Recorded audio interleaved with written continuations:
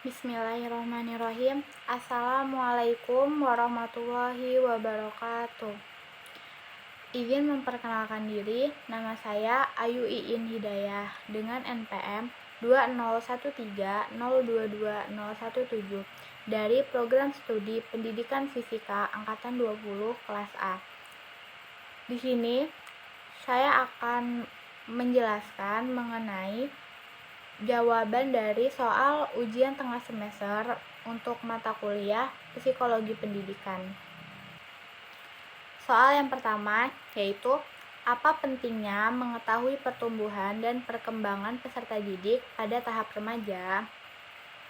Pertumbuhan dan perkembangan peserta didik pada tahap remaja dimulai dari usia 15 sampai 18 tahun.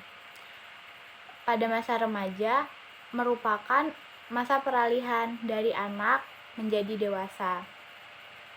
Pemikiran pada masa remaja telah mencapai pemikiran operasional formal atau formal operational thought, yakni suatu tahap perkembangan kognitif. Pada tahap ini, anak sudah mampu berpikir abstrak dan hipotesis. Di samping itu, pada tahap ini remaja juga sudah mampu berpikir secara sistematik. Remaja telah mampu memikirkan semua kemungkinan secara sistematik dalam memecahkan masalah.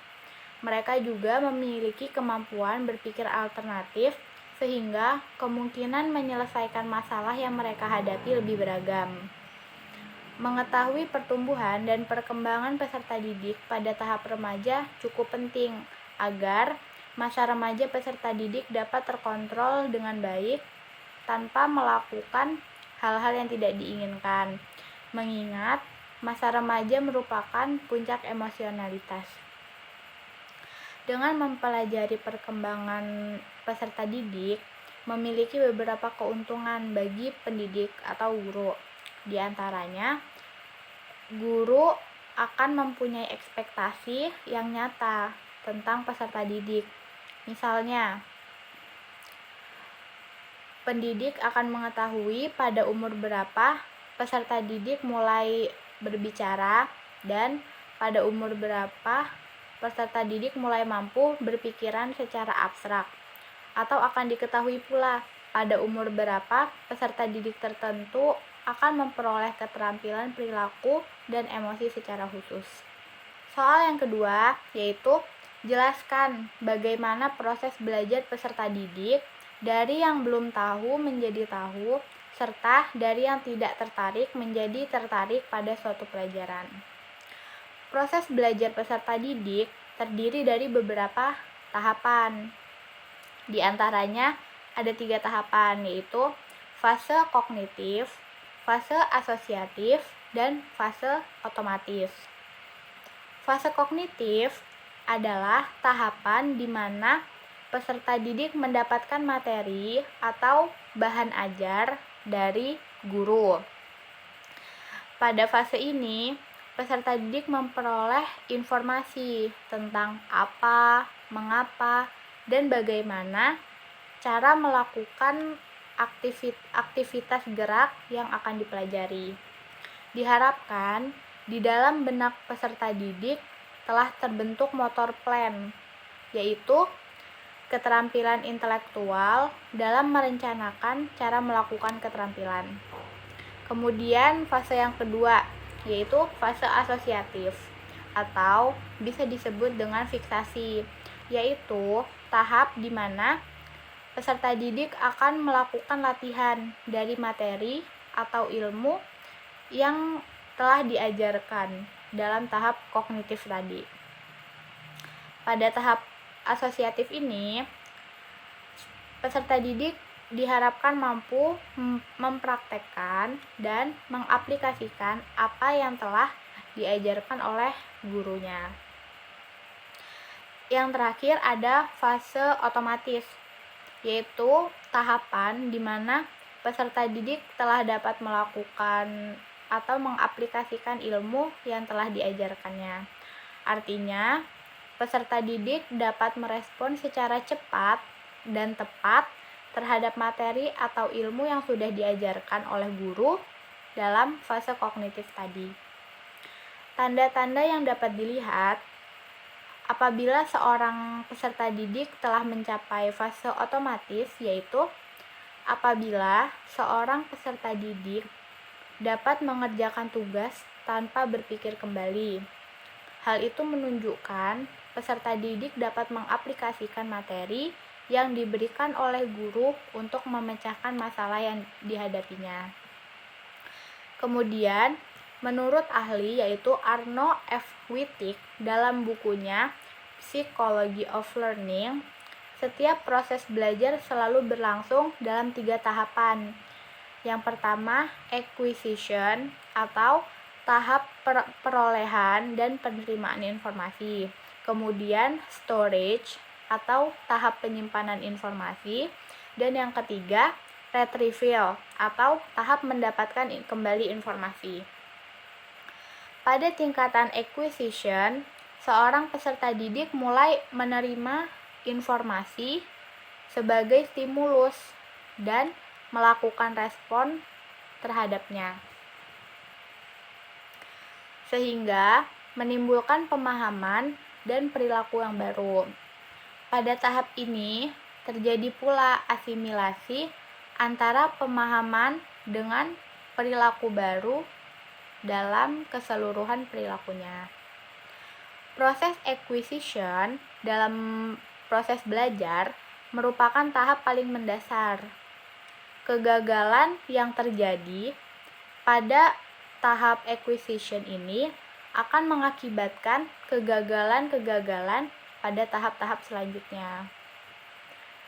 Pada tingkatan storage, tingkatan yang kedua, seorang peserta didik secara otomatis akan mengalami proses penyimpanan pemahaman dan perilaku baru yang ia peroleh ketika menjalani proses acquisition.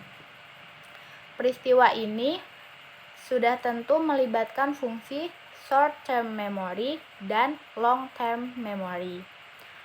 Kemudian, pada tingkat terakhir yaitu tingkatan retrieval, seorang peserta didik akan mengaktifkan kembali fungsi-fungsi sistem memorinya. Misalnya, ketika peserta didik menjawab pertanyaan atau ketika peserta didik memecahkan suatu masalah, proses retrieval pada dasarnya adalah upaya dari peserta didik atau peristiwa mental dalam mengungkapkan dan memproduksi kembali apa-apa yang telah tersimpan dalam memori berupa informasi, simbol, pemahaman, dan perilaku tertentu sebagai respon dan stimulus yang sedang dihadapi.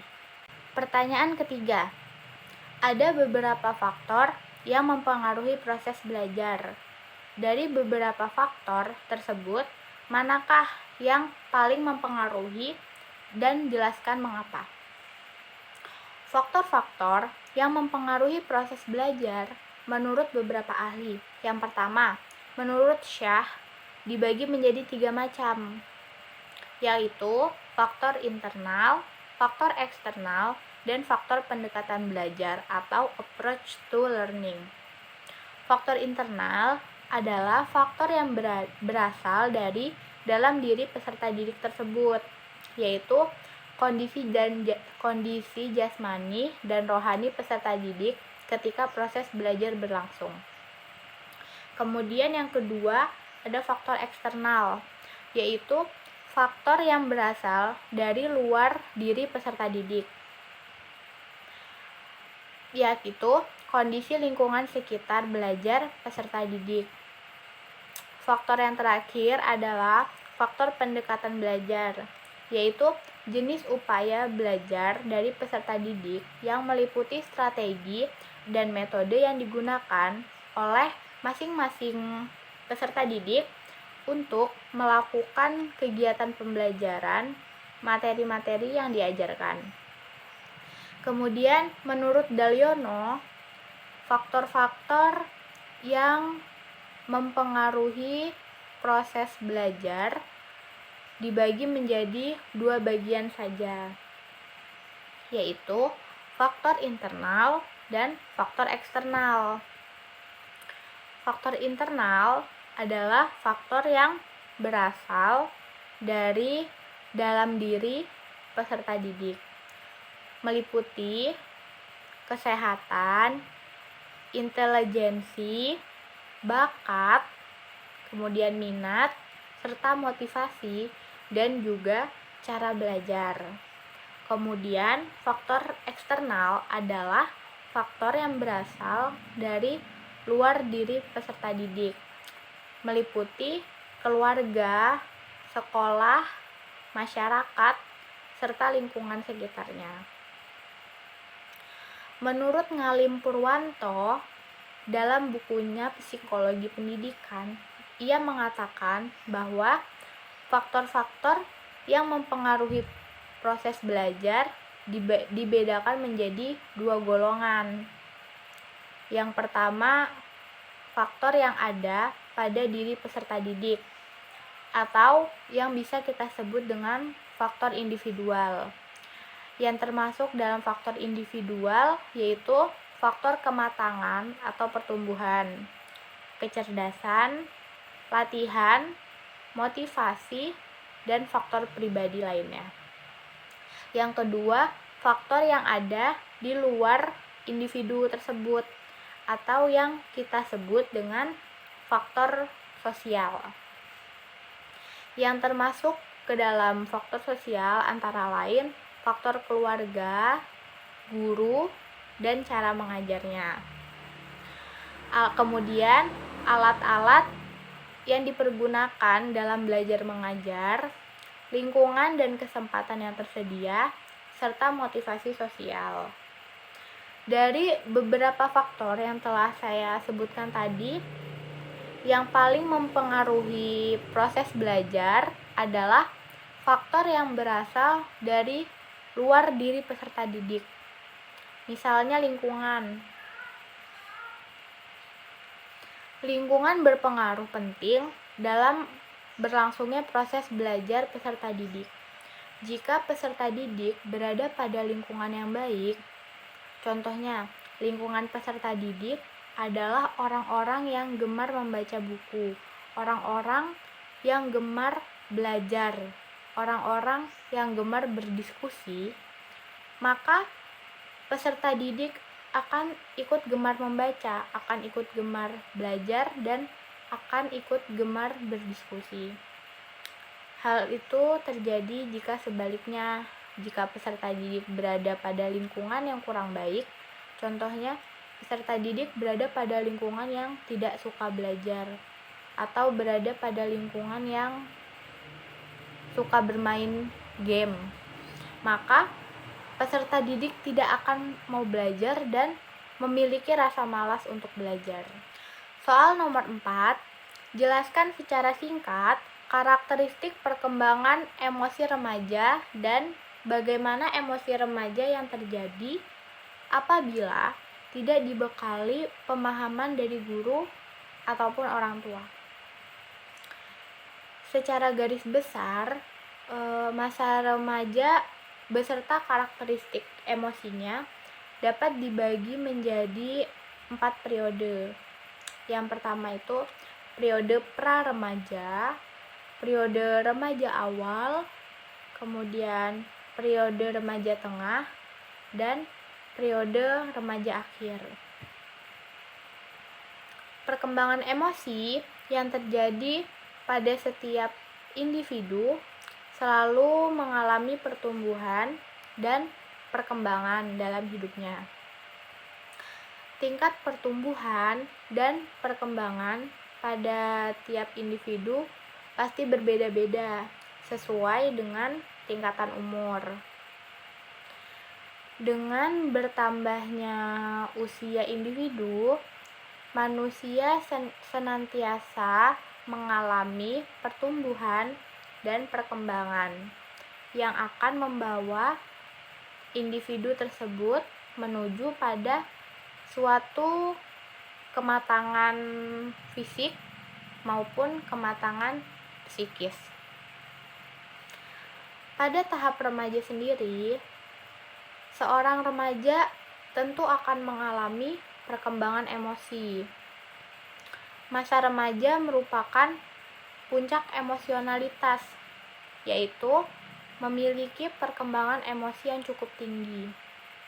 Sehingga pada masa remaja, seorang remaja harus mendapat perhatian dari orang tua, bimbingan dari guru, dan lingkungan yang baik agar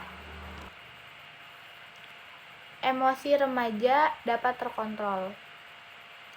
Apabila emosi remaja terjadi tanpa adanya pengawasan atau tanpa adanya bimbingan dari orang tua maupun dari guru, maka remaja akan mengalami emosi yang meluap-luap, emosi yang tinggi, dan akhirnya bisa saja disalurkan pada tindakan kriminal. Misalnya tawuran. Tawuran bisa disebabkan karena emosi peserta didik yang terlalu tinggi dan memiliki rasa ingin menang sendiri. Hal tersebut juga bisa dikarenakan karena tidak adanya pemahaman dan tidak adanya bimbingan yang berasal dari guru maupun dari orang tua peserta didik tersebut mengenai cara mengendalikan emosi yang baik. Oleh sebab itu, pemahaman serta pemantauan yang berasal dari guru ataupun berasal dari orang tua sangat penting dalam perkembangan emosi remaja. Soal nomor 5. Bagaimana memaksimalkan aktivitas belajar pada peserta didik agar mereka mampu menyeimbangkan antara berpikir dan mengingat?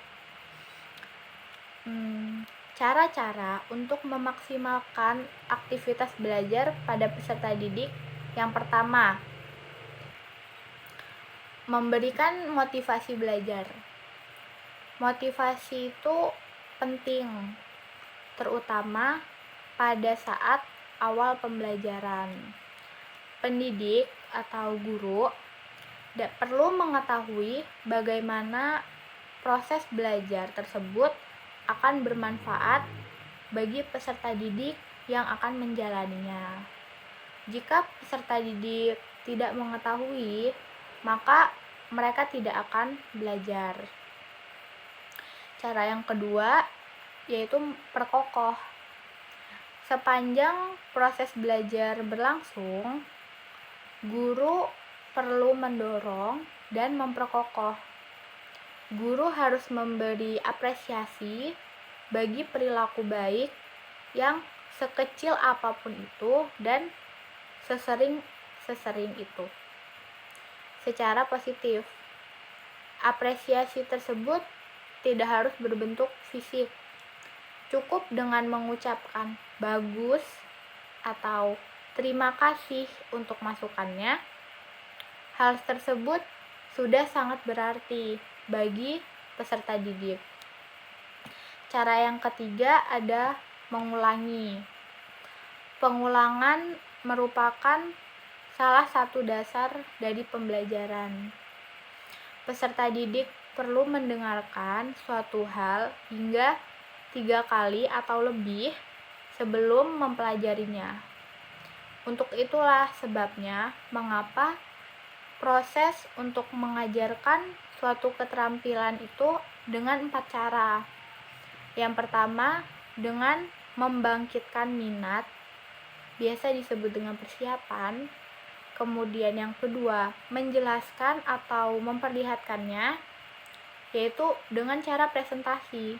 Yang ketiga, meminta peserta didik melakukannya, bisa dilakukan dengan cara latihan. Kemudian yang keempat, meminta peserta didik melakukannya dalam keadaan nyata, yaitu kinerja. Cara yang keempat itu, jangan salah gunakan rentang perhatian. Perhatian berperan sangat penting dalam proses pembelajaran. Tanpa perhatian yang baik, pembelajaran kemungkinan hanya terjadi secara sebagian, tidak menyeluruh, dan tidak efektif. Tentu saja, kemampuan dari peserta didik untuk mempertahankan perhatian akan lebih besar jika peserta didik tersebut termotivasi untuk memperhatikan materi yang sedang diajarkan oleh gurunya. Sebuah skenario pengajaran yang sering terjadi pada saat ini adalah ketika guru secara terus-menerus berbicara di depan, menerangkan materi secara satu arah tanpa adanya tanya jawab antara guru dengan peserta didik.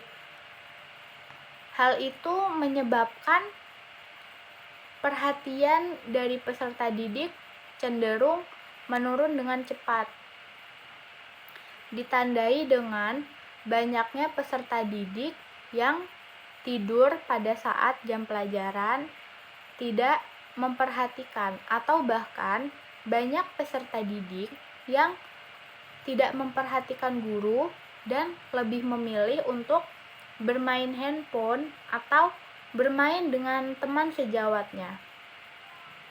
Kemudian, cara yang kelima yaitu menggunakan semua indera. Semakin banyak kombinasi indera pada peserta didik yang terstimulasi dalam kegiatan pembelajaran, maka akan semakin besar peluang keberhasilan pembelajaran tersebut. Kemudian, cara yang keenam yaitu dorong penggunaan ingatan secara efektif. Cara kerja ingatan yaitu kita bayangkan sistem ingatan kita ini sebagai sistem dengan dua komponen yang saling terkait. Yang pertama, sistem ingatan jangka pendek atau short term memory (STM), yang hanya bisa menangani kira-kira hanya 7 elemen informasi dalam satu waktu tertentu. Kemudian sistem yang kedua yaitu sistem ingatan jangka panjang atau long term memory (LTM), yang memiliki kapasitas hampir tak terbatas untuk menyimpan informasi. Kedua sistem ini yang menyimpan semua informasi yang bisa kita ingat kembali.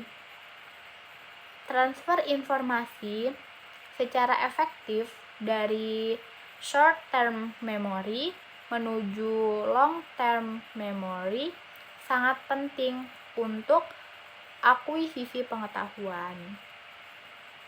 Guna mencapai transfer ini, informasi haruslah masuk akal bagi peserta didik, bermakna dalam potongan yang sesuai, sekitar 7 elemen tadi, kemudian terorganisasi, dan peserta didik cukup sering dilatih, diulangi beberapa kali sampai dapat diingat dengan mudah. Cara yang terakhir yaitu mengakomodasi gaya belajar yang berbeda-beda. Sebagai individu, peserta didik mempunyai cara khas masing-masing dalam memperoleh informasi, dalam merasakan, dan dalam berperilaku dalam situasi belajar. Intinya, ini berarti walaupun mereka semua belajar dengan cara memperoleh pengetahuan, berpikir, kemudian bertindak, tetapi Masing-masing dari peserta didik mempunyai pendekatan dan preferensi yang berbeda-beda mengenai cara mereka melakukan kegiatan tersebut. Salah satu bidang riset menunjukkan adanya perbedaan besar dari cara berbagai orang mempelajari sesuatu. Misal, sebagian orang akan berusaha mencari garis besarnya atau memahami tugasnya sebelum mulai fokus kepada perincian dan kaitan tertentu.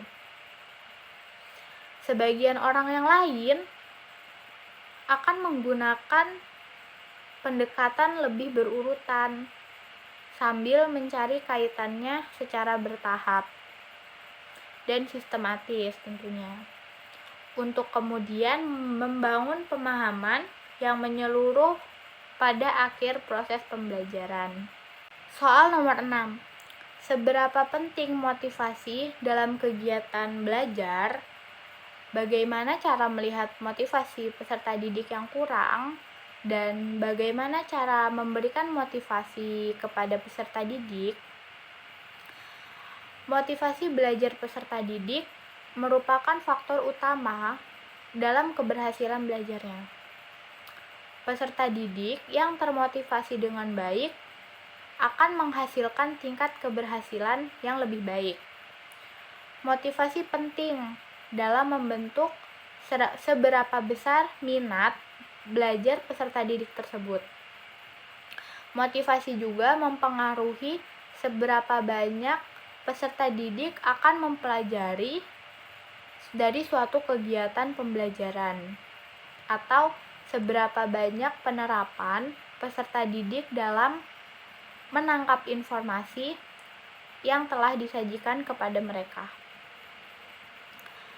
Peserta didik yang terdorong untuk belajar akan menggunakan kognitif yang lebih tinggi dalam mempelajari materi tersebut, sehingga peserta didik dapat menyerap dan menangkap lebih baik. Motivasi dibagi menjadi dua, yaitu motivasi intrinsik dan motivasi ekstrinsik. Motivasi intrinsik adalah motivasi yang datangnya dari diri peserta didik tersebut. Sedangkan motivasi ekstrinsik adalah motivasi yang datangnya dari luar diri peserta didik. Lemahnya motivasi diri untuk belajar pada peserta didik menjadi masalah yang begitu membingungkan bagi guru maupun orang tua peserta didik. Motivasi peserta didik yang kurang dapat dilihat dari sikap yang ditunjukkan oleh peserta didik saat proses belajar berlangsung. Misalnya, banyak peserta didik yang menghabiskan tidur selama jam pelajaran berlangsung. Kemudian, peserta didik mengabaikan penjelasan dari guru. Peserta didik lebih asyik dengan handphone daripada membaca buku, belajar, dan lain-lain. Seorang guru perlu mengetahui penyebab kurangnya motivasi diri bagi siswa untuk tetap aktif dalam kegiatan pembelajaran. Cara-cara yang dapat dilakukan oleh guru untuk memotivasi peserta didik, di antaranya yang pertama, membuat peserta didik aktif dalam kegiatan pembelajaran. Guru memberikan materi pembelajaran, lalu membuat pertanyaan, dan peserta didik pun mengerjakan tugas dengan baik, dengan tujuan untuk menumbuhkan motivasi peserta didik dalam proses belajar, sehingga peserta didik dapat menyelesaikan dengan tuntas. Yang kedua, menciptakan suasana kelas yang kondusif. Agar bisa memotivasi peserta didik saat kegiatan belajar mengajar, suasana kelas juga berpengaruh. Kelas yang kondusif di sini adalah kelas yang aman, nyaman, dan selalu mendukung peserta didik untuk bisa belajar dengan suasana yang tenang, kemudian mendukung proses pembelajaran dengan tata ruang yang sesuai dengan standar yang diharapkan. Cara yang ketiga, menciptakan metode belajar yang variatif. Metode pembelajaran yang bervariasi ini bertujuan agar peserta didik tidak bosan dan jenuh dalam proses kegiatan belajar mengajar. Tujuannya agar peserta didik selalu termotivasi dalam kegiatan proses pembelajaran. Contohnya, dalam proses belajar, peserta didik tidak hanya mengerjakan latihan, tetapi peserta didik dapat dilakukan dengan diskusi, audiovisual, studi kasus atau praktek, dan sebagainya. Kemudian cara yang keempat, meningkatkan antusias dan semangat guru dalam mengajar. Kepedulian seorang guru dalam proses belajar mengajar merupakan faktor yang sangat penting untuk menumbuhkan motivasi pada peserta didik. Apabila guru tidak antusias dan tidak semangat dalam mengajar, maka proses belajar dan peserta didik tidak akan termotivasi. Kemudian cara yang kelima, memberikan reward kepada peserta didik. Pemberian reward ini bisa berupa nilai, hadiah, pujian, dan sebagainya agar peserta didik termotivasi untuk belajar dan selalu menjadi yang terbaik. Cara ini dapat menumbuhkan motivasi terhadap peserta didik agar selalu berpacu. Kemudian cara yang keenam, menciptakan aktivitas yang melibatkan seluruh peserta didik dalam kelas. Caranya, saat peserta didik diberi tugas oleh guru dalam bentuk latihan, kemudian peserta didik tersebut mengungkapkan atau mendiskusikan apa yang mereka kerjakan, kemudian diberi tanggapan oleh teman sekelasnya atau kelompok yang lain dengan diawasi oleh guru. Yang ketujuh, memberikan petunjuk kepada peserta didik agar sukses dalam belajar. Jangan biarkan peserta didik berjuang sendirian dalam belajar. Sampaikan pada mereka apa yang harus mereka lakukan. Buatlah mereka yakin bahwa mereka bisa sukses dan bagaimana cara mencapainya. Cara yang kedelapan, hindari kompetisi antar pribadi. Kompetisi bisa menimbulkan kekhawatiran yang bisa berdampak buruk bagi proses belajar, dan sebagian peserta didik akan cenderung bertindak curang. Kemudian yang kesembilan ada memberikan masukan. Berikan masukan kepada peserta didik dalam mengerjakan tugas mereka. Gunakan kata-kata yang positif dalam memberikan komentar. Peserta didik akan lebih termotivasi dengan kata-kata positif dibanding dengan kata-kata negatif. Komentar yang positif akan membangun rasa percaya diri dengan menciptakan situasi di mana guru percaya bahwa seorang peserta didik bisa maju dan sukses di masa yang akan datang. Kemudian cara yang ke-10, hargai kesuksesan dan keteladanan. Ungkapan positif dan dorongan sukses bagi peserta didik merupakan penggerak yang sangat berpengaruh dan memberikan aspirasi bagi yang lain untuk berprestasi juga. Yang ke-11 ada kenali minat peserta didik. Peserta didik mungkin berada dalam satu kelas, namun mereka memiliki kepribadian yang berbeda. Pahamilah peserta didik dan bagaimana tanggapan mereka terhadap materi dan serta apa minat, cita-cita, harapan, dan kekhawatiran mereka. Pergunakanlah sebagai contoh dalam pembelajaran yang ada kaitannya dengan minat mereka untuk membuat mereka tetap termotivasi dalam belajar. Cara yang terakhir adalah hindari menggunakan komentar yang buruk. Gunakanlah komentar yang positif dan perilaku yang baik. Banyak peserta didik yang percaya diri akan performa dan kemampuan mereka. Jangan membuat pernyataan yang negatif kepada para peserta didik di kelas yang berkaitan dengan perilaku dan kemampuan mereka. Guru harus selektif dalam menggunakan kata-kata dan berbicara dalam kelas. Apabila tidak hati-hati, kepercayaan diri peserta didik akan jatuh dan menyebabkan peserta didik memiliki rasa percaya diri yang cukup. Sekian tadi adalah jawaban dari ujian tengah semester pada mata kuliah Psikologi Pendidikan. Saya akhiri. Wassalamualaikum warahmatullahi wabarakatuh.